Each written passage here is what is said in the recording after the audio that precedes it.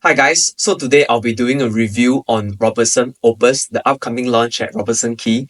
And on top of that, I'll be doing an analysis on the recent launches, mainly Canninghill Piers and Union Square residences, to also determine whether Robertson Opus is a good buy and also what pricing to get into. So stay tuned. So after this video, if you found it useful and you want to take a look at Robertson Opus, the preview is coming up, so you can scan the QR code to reach out to me, or you can WhatsApp me at 84849302. Alright, so now to the video. Okay, so just a summary for those of you that's not familiar with this Robertson Walk, Robertson Quay area. So this is a 999-year lease property and is developed by Fraser's Property. It is 5 minutes walk to Fort Canning MRT and also large shopping mall access, and it's right beside the river, 5 minutes drive to CBD and Orchard area, and it is also within 1 to 2 km for a few primary schools within the vicinity. Okay, so for those of you that's not familiar with the Robertson Quay area, this is the actual site I circled over here in red, and this is formerly known as the Robertson Walk. So for this particular plot, right, actually there is no land bid price because it is like a redevelopment from Fraser's side. So we can't really determine what is the entry price based on the land price, but I'll be using a few comparisons later on. You can see how I kind of gauge what is a safe entry price for this area. Okay, so over here I have the master plan for the Robertson Quay area. And for this Robertson Opus plot, right, actually is previously a blue site, and then they're gonna convert it to a mixed use. Here you can see there isn't much empty plots of land, that's number one. And number two, right, there isn't gonna be much more residential plots already. So you can see this is from the satellite view. We are just right beside the river side, but then we are not facing the river directly. Later on, I will cover a little bit more on the orientation and the side views. So this is how it actually looks like currently. They're gonna tear down this entire area. So their plan is to create this like mixed-use development to inject vibrancy into this Robertson Quay precinct, and then it's a joint development by Fraser Property and Secrecy House, and this will be a redevelopment of the 999-year leasehold site. So this will yield a GFA of 30,000 square meters, comprising about 26,000 square meters of residential space. So we have 348 units and then about 4,000 plus square meters of retail space. Alright, so over here we have the first artist impression of Robertson Opus. You can see actually they are quite standard. All the blocks, right, is going to be quite close to each other because I think in this area they don't have much to play with, and surrounding, right, we are actually surrounded by buildings of about similar height, so don't expect too much views for this particular project. It's just more of location and proximity to MRT. Okay, so over here we have another angle of the artist impression. So we are on level 1. Then this is where you can see, right, at the top part is all the residential, and then first story it will be the commercial retail side. I do think overall it's going to be quite interesting on the demand for Robertson Opus, because for this Robertson Quay area, I do know that there hasn't been much launches, at least in the past decade. So it'll be quite interesting to see the take-up rate on the launch day itself. Okay, so now for Robertson Opus, there's two main components of this mixed development. So the first one, there's a total of 5 blocks. The maximum floors are between 9 to 10 floors, depending on which block you're at. And we have 348 units. And then we have a landscape deck on the second floor, rooftop garden, and then there's a basement 2 and 3 car park. And then we have the retail and F&B component for Robertson Walk. So this one will be a 1 podium block with estimated 26 commercial units on the first floor and basement 1. And also we have a basement 1 car park for the retail side. Alright, so now onto the project information. So this is located at Unity Street and land tenure 999-year leasehold. This is at District 9. Total number of units 348. Estimated number of shop units 26. And the bedroom types, we have suite, 1 bedroom, 2 bedroom, 3 bedroom, and 4 bedrooms. And then expected date of vacant possession, second quarter of 2030. So just now I did mention this is a residential with commercial at first floor. Gross site area, we're looking at 30,600 square meters. Total number of blocks, 5 blocks, 9 to 10 floor, and level 1 podium, first floor and 3 basement floors. And then total number of parking lots we have for the residents is 278, is about 80% of the total number of units. And then for the commercial side, we have 34 lots, and then the lots is accessible at basement 1.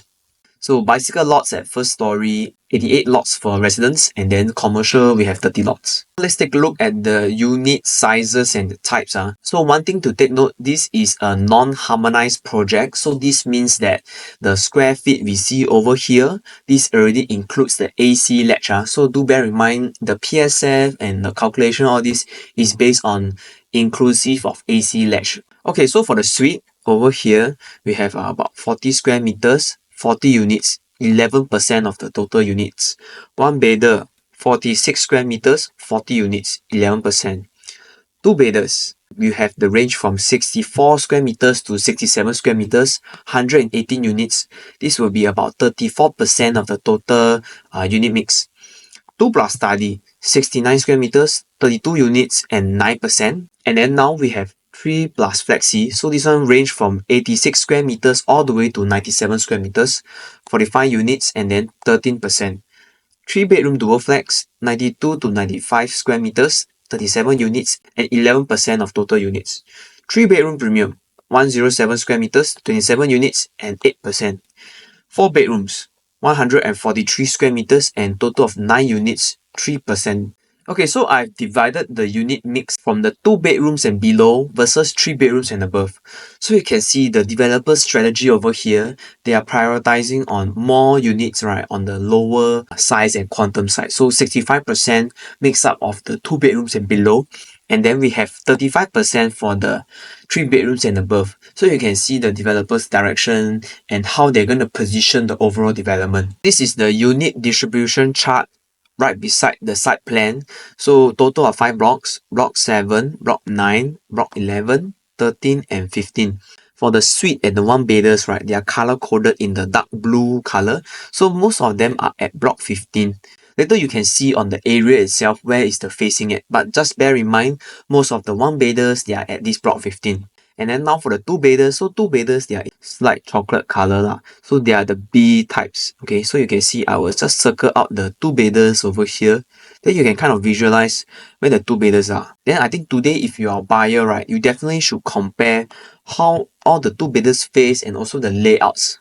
Okay, then now for the 3 bedrooms, this is also another chocolate color. Okay, so this is in the C layouts over here. Yeah, so this is for the 3 plus flexi layout that I've circled. Next up, we have the 3 bedroom dual flex. So these are the C6, C6, C6, C6. So they are at block 7 and block 13. Now for the 3 bedroom premium, which is this color over here, we are looking at is from block 9 over here. So actually 3 of the stacks are only at block 9. Okay, and last but not least, we have the 4 bedroom premium. So they are only all on one stack over here, also at block 9. So very likely, right, you can see just on how the developers put the more premium units, you already know very likely block 9 is going to be more premium facing as compared to maybe block 15, etc. Over here, we have the landscape design site plan, kind of how the developers actually plan out their overall site plan. So on the top left corner, we have the gourmet pavilion, sanctuary, oasis, chill out deck. So these are like open spaces to kind of chill. And then the top right hand corner also is like a common area, the lawn, all that. Next up, we have the Opus Club. So these will be all at block 13. So you got the gym, you got the lounge area, reading room, management office, sauna room, serenity garden, all this. In the middle over here, we have the central court. So you have a 45-meter lap pool, wellness pool. You also have the sun deck, reading deck, poolside lounge. In this sense, you really can kind of gauge, actually this is not a very big development and most of the facilities, they are all catered towards the 1 and 2 bedder types because there isn't much of those playground lah, all these things. And then this open space over here, right, you can see the retail shops. I think this is beginning to be more common in some of the newer launches because the government is trying to integrate a lot of these new developments, right? The first floor is shopping mall or having a commercial component. This one really is a double-edged sword because from my clients, I do have some feedback that some of them actually, they like the convenience because if they just go downstairs, their basic necessities can be met, because most of these retail shops, maybe they are those hair salon, a small supermarket, all this. At the same time, you are compromising on privacy. So maybe you can leave in the comment section if you feel like the government direction, do you actually vibe with it? Do you prefer first floor being still normal residential use, or you still prefer a retail component? I would like to hear from you guys. Maybe for this area lah, Robertson Quay, do you think having a more privacy centric kind of development is more ideal, or do you think convenience should be prioritized? We have the lift access, so you can see, right, just how the lift actually functions for the block 13 and block 7. So mainly just an overview, you have 2 lifts per block, and this will go all the way to B3 and to the level 10 roof. And then you can see from the side, so the clubhouse is over here, and this is second floor. Arrival for the cars, all that will be at level 1, and then you have basement 1, so you already have a escalator down, commercial car park, and then B2 and B3 is the residential car park. For the site orientation, so just now as I mentioned, very likely for Robertson Opus, you're not gonna get like unblocked views, because you see over here, this is the site, right? We are going to be surrounded by village residences, the pier, shop houses over here. This one should be unblocked view site. And then UE Square residences, UE Square, Robertson House. So I don't think you should be aiming for the Singapore River view site. So that's why you see, right, when they put the bigger units, the 3 and the 4 bedders, they are located over here. They will leverage on the unblocked view towards the shop houses side, because very likely those are 3rd floor, 4th floor at most. If you see the developer's placement, very likely they're gonna try to leverage on this pocket between the pier and village residences to get this slight river view. So that's why the 4 bedders, they are facing towards this side. I don't know if you can visualize it on the side. Okay, so now for the distance between the block. So let's zoom in, and then you can see for block 7 is about 26 meters towards the shop houses along Mohammed Sultan Road. Block 9 and Block 11, we have about 25 meters towards UE Square. Block 13, we have 15 meters from Robertson House. And then Block 15, we have 9 meters towards village residences. And then back to Block 7, we have about 9 meters to the pier. So that's why the developers, you see, this over here is the 4 bedrooms. And then these 3 stacks are all the bigger 3 bedrooms. They are all towards either facing this pocket in between over here, or is going to be facing towards the shop houses side. But of course, I think for this block 7, the view is going to be more unblocked because it's towards the shop houses if you clear the shop houses.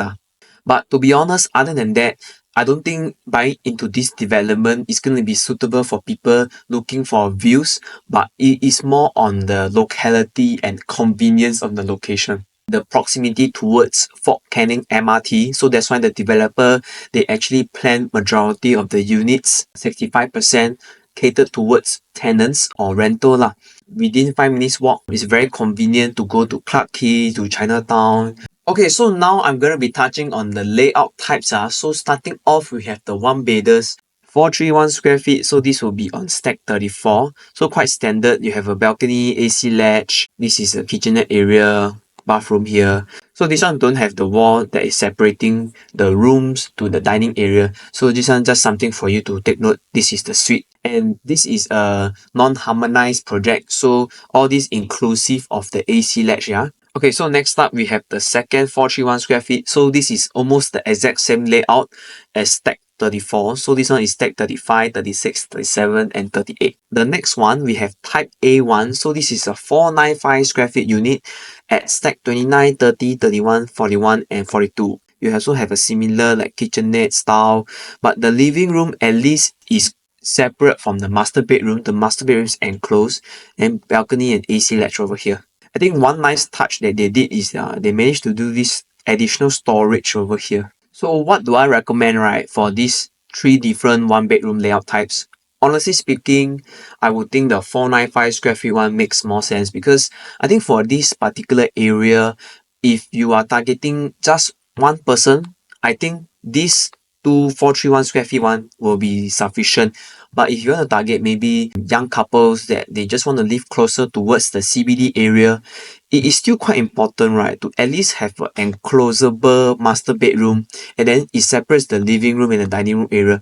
Personally, I also living at a one bedroom type, so I do see the need of having an enclosed master bedroom, because I think if you don't have the enclosable master bedroom, you very likely you only be attracting single. So very likely if you go for at least a enclosable bedroom, right, there's a higher chance you can still attract profiles of two people. And then for two packs, I think definitely it's going to be easier to swallow a higher rental compared to one bedder unit type lah. So this is my recommendation of, we have the two bedroom layout types. So the first one, type B1, we have the 721 square feet. So this is on stack 32, 33, 39 and 40. So over here quite standard. This is going to be an enclosable kitchen.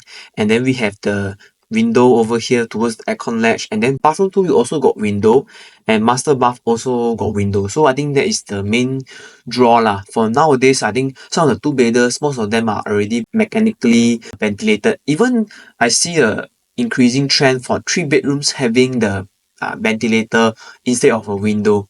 So here quite standard, living room, dining area, balcony, and then the bedroom 1, bedroom 2 lah. Okay, now for the type B2, we have the 689 square feet unit. So this is a dumbbell layout. And then over here, even though the size is slightly smaller, it is as efficient as the previous type B1. But the thing is, the kitchen is enclosable but don't have window. So same thing with the master bath and the common bath, they will all be mechanically ventilated. Okay, so next up we have the type B3. So this is a 710 square feet unit. This is on stack 7. Here the kitchen, right, is not enclosable as compared to B1 and B2 layout types. And then here the bathroom, right, is don't have windows, so it's mechanically ventilated. Only the master bath, they have a window towards the aircon latch here. Okay, for the type B4, so this is 721 square feet, stack 16 and 17. This kitchen over here is fully enclosable, but so do take note for this B4 layout, right, they don't have the windows in the bathroom and the kitchen. Okay, so next up we have the type B5. So this is a 721 square feet unit, stack 13 and stack 20. Here you can see it's a kitchenette, it's not an enclosed kitchen. Bathroom for master bath and bath 2 don't have windows, so there will be mechanical ventilation. So I think for this layout, it will be more for people, right, that prefer the bigger living room, dining area instead of having an enclosable kitchen. So I think this one really depends on whether people can accept. Because if, let's say, you own stay and then you're just a young couple, then you don't really need the kitchen. Most of the time you order takeout or you dine out. I do see this layout, right, being popular for people that don't really cook. Okay, so now for type B6, 721 square feet layout, stack 19. So for this, the master bath, you have the windows. Bathroom 2, you also got the windows.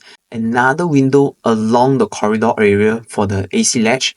And on top of that, this is a kitchenette, open kitchen. Okay, last but not least, for the two bedrooms, this is the B7 plus study, 743 square feet unit, stack 1, 8, 21, 28. Okay, so here they have a small study corner, enclosed kitchen, but do take note this kitchen also don't have window.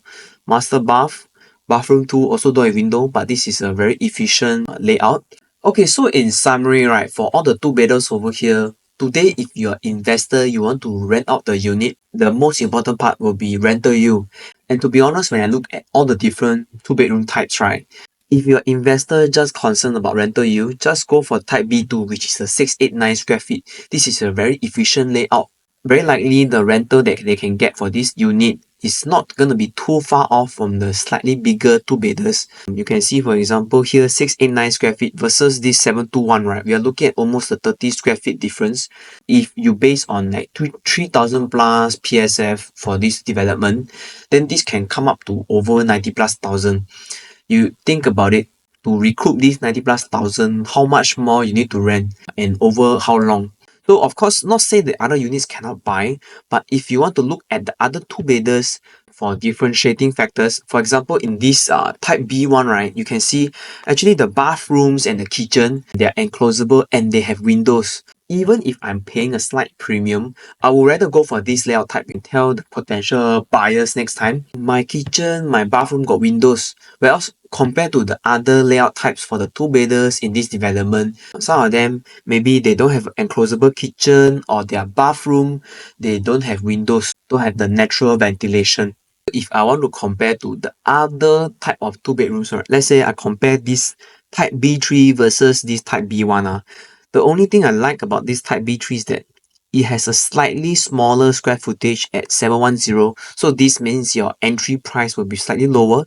This common bathroom is a jack and jill towards the common bedroom. So it's kind of like a two bedrooms, like you have your own private toilet. Whereas when we compare to the type B1, right, common bedroom is not connected to the common bathrooms. If both units over here, like at type B3, you have your own ensuite kind of feels, it does feel more convenient. And yeah, but in the end, this is an open kitchen, kitchenette kind of thing. So this one really depends on individual. Personally, I would take the non-jack and jill toilet and then the ensuite kitchen with the window over an open kitchen and then the ensuite toilet.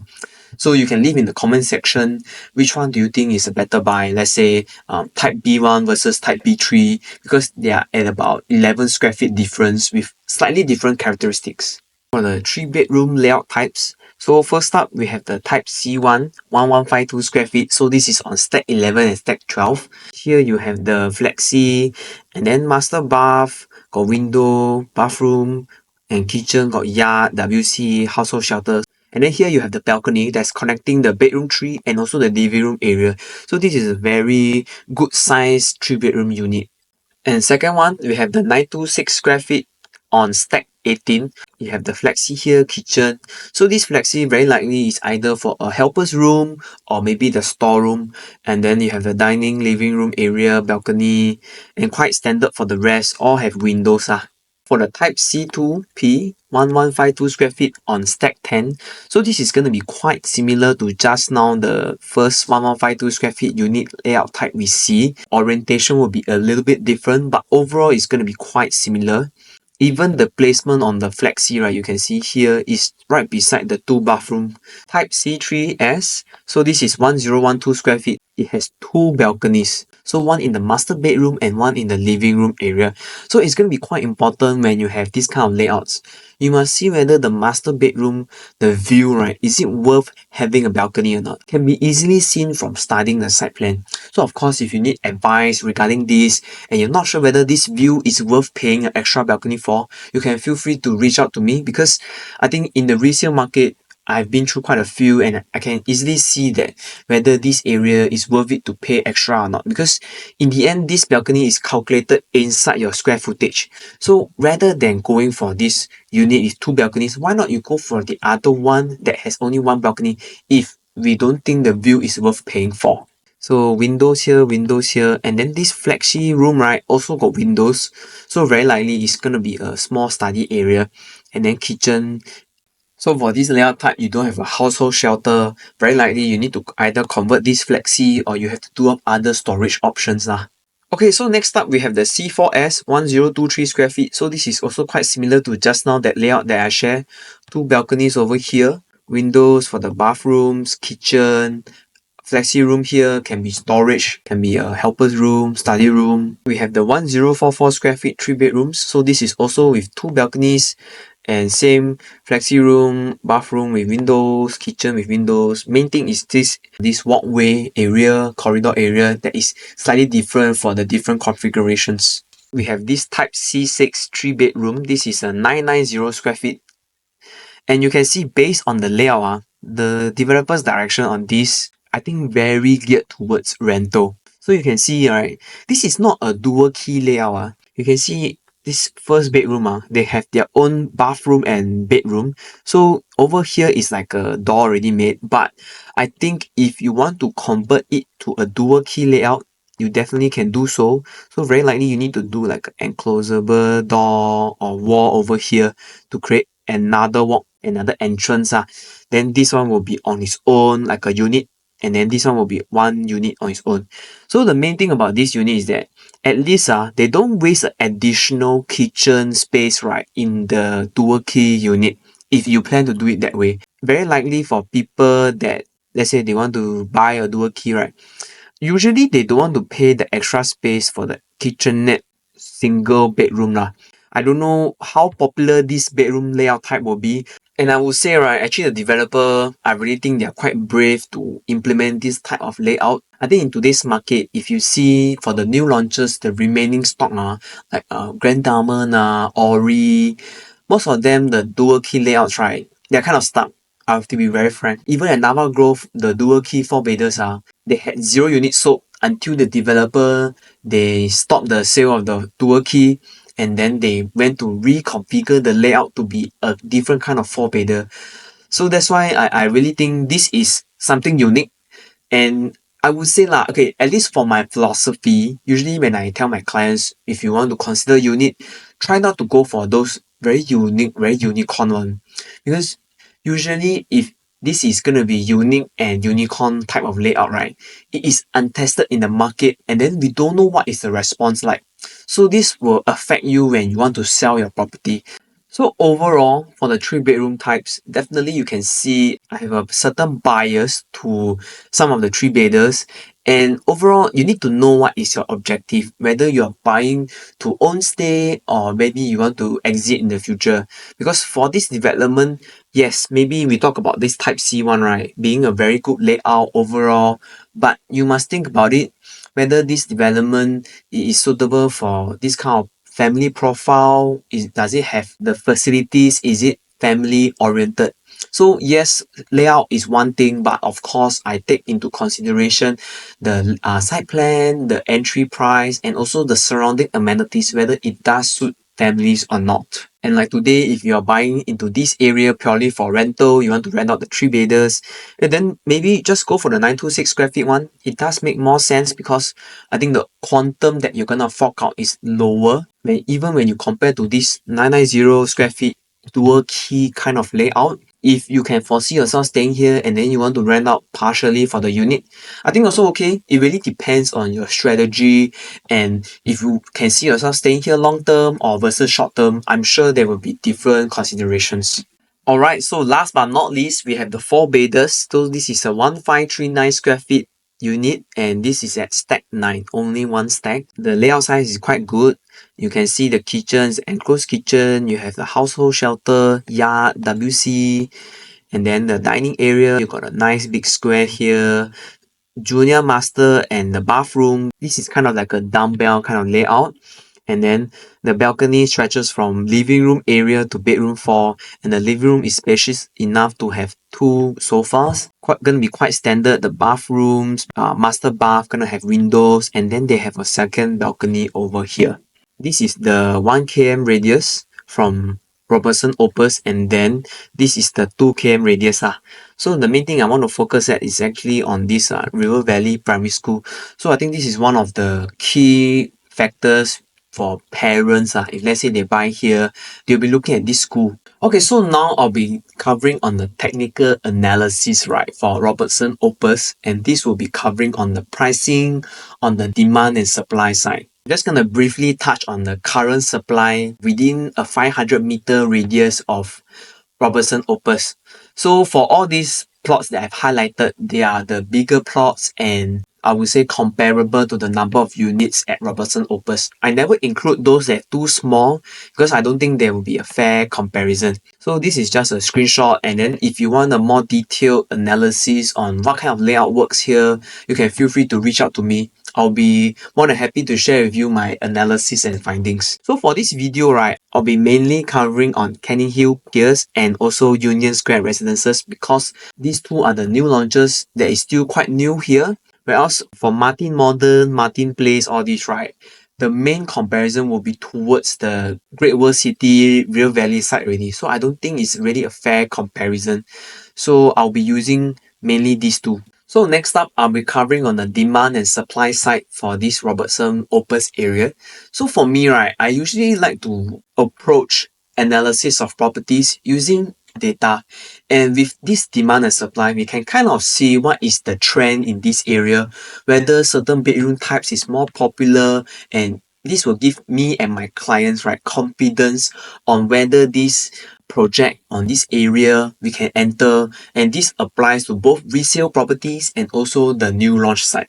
Okay, so first up we have Robertson Opus within 500 meters. So I'll be looking at the filters of within 1 year, the past transactions, and also for one bidders. We have a total of 13 projects with 77 past transactions. So this includes new launches and also resale. Right now we have 18 resale projects with 88 listings, 2 new projects with 81 units available.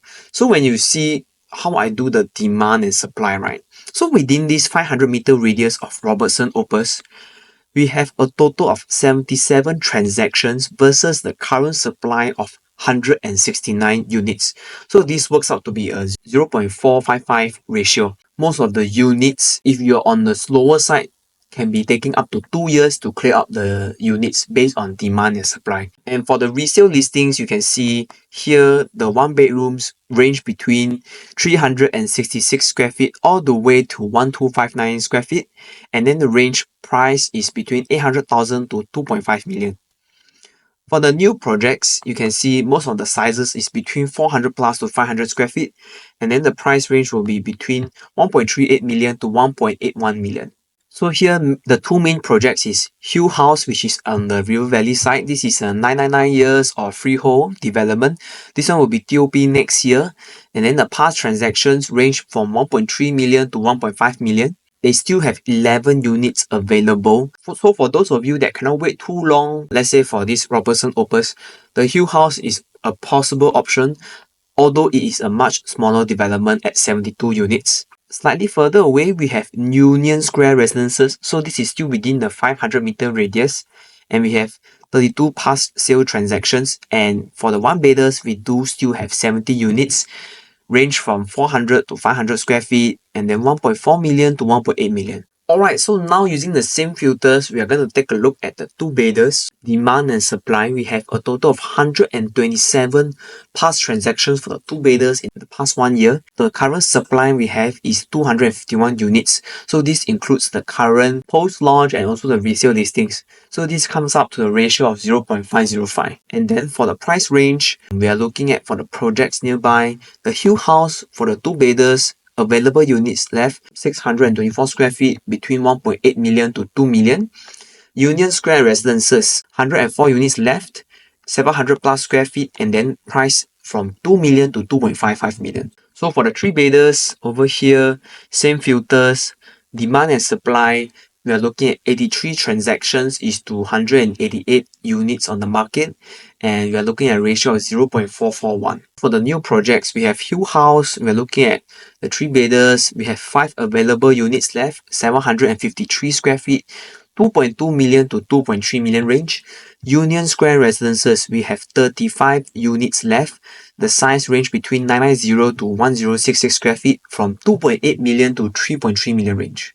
So last but not least, we have the 4 bedrooms here. So this one, we look at the demand and supply. Total number of transactions in the past 1 year, we have 12 4-bedder transactions, and based on the number of supply, we have 58 units. So this results in a 0.206 ratio. For the new projects, we have Union Square Residences for the 4 bidders, 32 units available, 1518 square feet from 4.6 million to 5.2 million.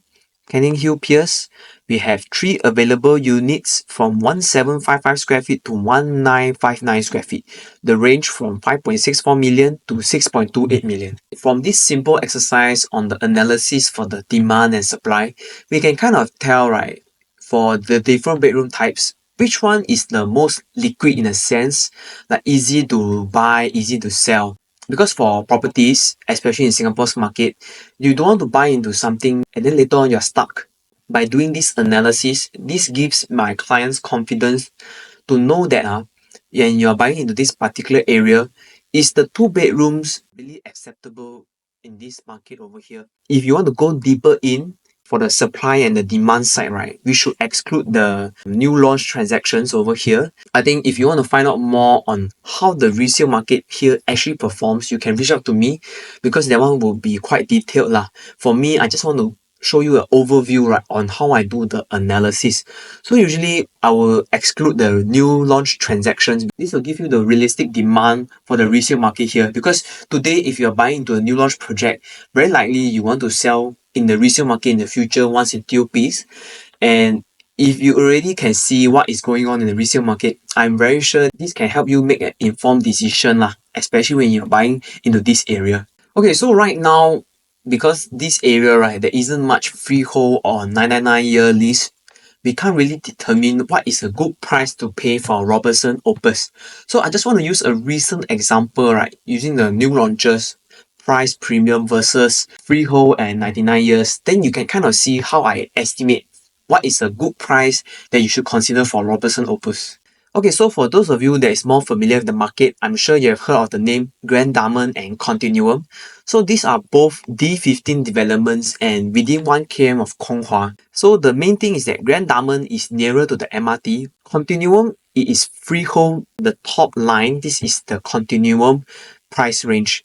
And then the bottom one is Grand Diamond's PSF. We can estimate, right, on the launch price and versus today's pricing, the freehold premium works out to be between 8 to 12%. So this is the kind of estimate I'll be using Canninghill Piers and Union Square residences as an example versus Robertson Opus. Okay, so now looking at Canninghill Piers and Union Square residences. So this one is Union Square, and then the blue color line will be Canninghill Piers. So Canninghill Piers launched in 2021, and today we still have units remaining. From Union Square residences, you can see they have a price gap of about 8% to Canninghill Piers, and they are both within 1 km of Real Valley Primary School, and both of them are also mixed development near MRT. So Union Square will be Clarke Quay MRT side, and then Canninghill Piers will be towards. Overall, this is what I can conclude lah.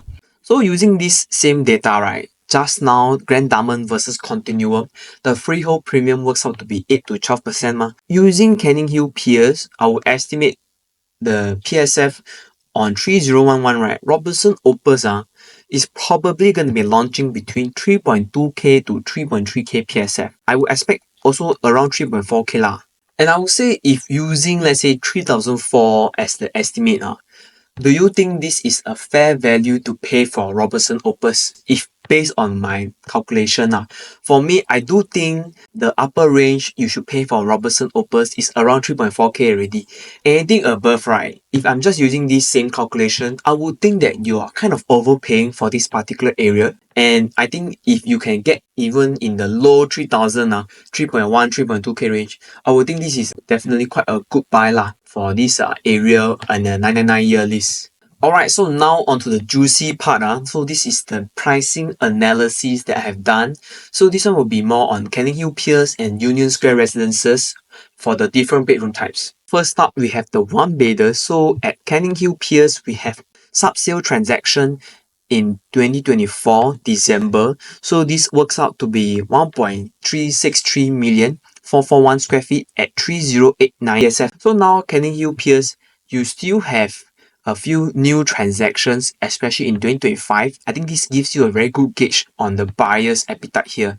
So here, the highest transaction, right, we have up to 1.728 million at 484 square feet, 3,567 PSF. Whereas this year, we still also have a new sale at 1.456 million, 484 square feet at 3006 PSF. So I'm going to be kind of worried, right, for this person that entered this 484 square feet unit at 1.7 million, because this is about 200k price gap from this recent new sale and also this recent sale price. This one sale price, we are looking at 300k price gap. To be honest, this is a slightly smaller unit, but this is mid-floor. So even if you tell me that this 484 square feet, you have the best view, you have top floor, we are looking at 300 plus K price gap. So I'm not too sure whether this person, this buyer is able to exit easily in the future, but at least they bought in 2024. Very likely the earliest they can even consider to sell will be in 2027 after their seller stamp duty is officially over. Okay, so next up we have Union Square residences. So for the one bedroom transacted, we have 1.38 million at 463 square feet. So this is at 2982 PSF. The highest one, 1.756 million, 506 square feet at 3471 PSF. The cheapest one bedroom available at Union Square Residences, you have 1.422 million, 463 square feet and 3071 PSF. So I think overall, right, when you have these two projects side by side, you can kind of know what is the market's acceptance for the PSF in this area for a 99-year mixed D and near MRT. I will use this as like a pricing support in this area when you want to buy into Robertson Opus. Alright, so now for the two-bedroom pricing analysis. So first up, we have Canninghill Piers. We have a sub-sale transaction. So this is a 2.655 million unit, 807 square feet at 3289 PSF. And then for the new transactions, we don't have any transactions in the past 2 years. So for this sub-sale transaction, right, this buyer bought in November 2021 at 2941 PSF.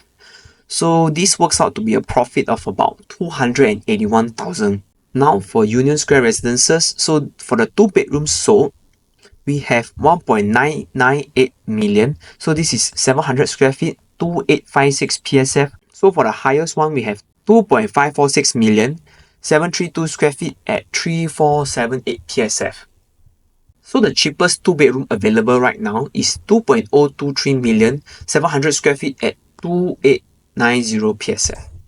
Okay, so now we look at the three bedroom pricing analysis. So this is very interesting because I was quite surprised at the number of sub-sale transactions at Canninghill Piers. So when I did the research, right, that's why I always tell my clients, very important, we need to look at the demand and supply. So just now, if you see based on my overall area, the 500-meter radius, right, you couldn't really tell that actually 3 bedrooms is very popular here. But right now, we can see at Canninghill Piers, right, there is so many sub-sale transactions as compared to the 1 and 2 bedders. So this means that inherently, the 3 bedders here has a higher demand. 947 square feet unit, they bought at 2.8 million, then they managed to sell at 3 million. So the profit is not very high. We're looking at 135k. But overall, you can see profit range is between 100k plus, 200k plus, up to 300k. Okay, so here, right, we have the new transactions from the 3 bedrooms at Canninghill Piers. I really think it's quite a good buy because you see, when you can see all the sub-sale transactions, right, ranging from like 2.8k to 3.1k PSF, right, it really gives you confidence and you know whether you are buying into this project is accepted in the market or not for the pricing at today's market. So at least for these new buyers, right, they bought the new units, you already can see the transactions that is happening in the sub-sale market. Then for me, I feel like you are buying a brand new project and the market can already accept at this new pricing, then definitely you're not overpaying. If you guys have been following me for a while, recall the Irwell Hill video that I did, right? That is for the Great World City Real Valley site. So the situation at Canninghill Piers is much better in terms of liquidity. Of course, profits wise is another issue, but if you recall the 3 bedrooms at Irwell Hill, right? Actually, there hasn't been much transactions there. And the thing is that Irwell Hill already TOP, whereas at Canninghill Piers, we still haven't reached TOP stage. We're only at sub-sale stage and there's already a lot of sub-sale transactions. I think there was a comment that said that, is it risky to enter Irwell Hill now at this PSF? I would say compared to Canninghill Piers, obviously Irwell Hill will be more risky lah. This is how I would analyze in terms of liquidity and exit strategy. So the second part of the 3 bedroom pricing analysis, we have the Union Square Residences one. So the 3 bedrooms sold, cheapest one was like 3.226 million, 1066 square feet at 3027 PSF. Most expensive 3 bedrooms sold, 3.67 million, 1066 square feet at 3444 PSF. And then the cheapest 3 bedroom available right now is 2.82 million, 990 square feet at 2848 PSF. Okay, last but not least, we have the 4 bedroom pricing analysis for Canninghill Piers. So what was very surprising was also at the number of sub-sale transactions. So these are all the sub-sale transactions. So this is the 1959 square feet unit. Of course, over here, the profits is not going to be that high. But what was surprising is that the 3 bedroom profits was higher than the 4 bedrooms one. So it means that there is still demand here, the liquidity is still there, but the buyers, they are not willing to pay more than a certain quantum of PSF here. So I would say for the 4 bedrooms at Canninghill Piers, very likely the ceiling, right, will be between 5.5 to 5.7 million range. Anything above that, you're gonna be having difficulty to exit, especially for this area. If today you want to look at this area, very likely I will recommend you to go for the 3 bedders because it does seem like the liquidity is the strongest there. You do still see the biggest chance for appreciation in terms of quantum. So now for Canninghill Piers, the recent transactions for the new sale, we have 5.781 million, 1959 square feet, 2951 PSF. So this is a new sale in 2025. And then the next one, 5.698 million, 1959 square feet at 2909 PSF. So this is also a new sale this year. For the buyers, if today you can even consider whether you want to go for the resale, sub-sale over here, or you want to go for a brand new sale, you do have the option because I would say this is giving a quite a strong price support as seen by the recent transactions.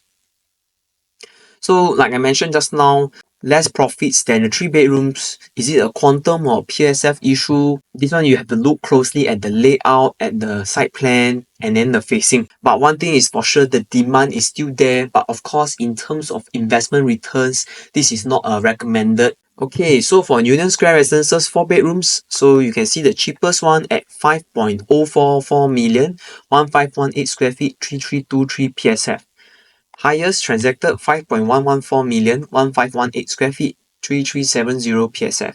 So the cheapest 4 bedroom available now is 4.620 million, 1518 square feet at 3043 PSF.